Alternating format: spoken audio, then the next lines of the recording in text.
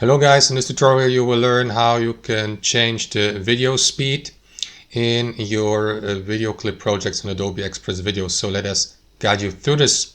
So guys, here in Adobe Express Video Editor in your project, what you want to do is left click onto the given video clip on your timeline here at the bottom.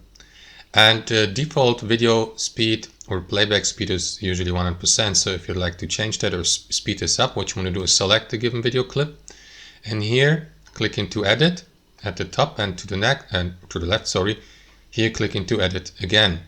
And here just below volume, you will see, for example, if the video is muted, there won't be any volume of course, but below you will see the video speed, which is as previously mentioned set to 100%. So use that slider here.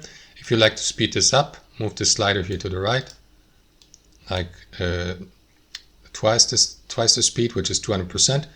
And that is of course also going to make the video clip on your timeline shorter by half, of course.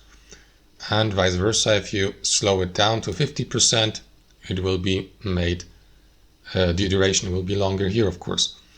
And yeah, you can watch the preview by clicking into this button here to check which video speed you prefer. And that's how it works, guys. Thanks for watching, and I'll see you next time.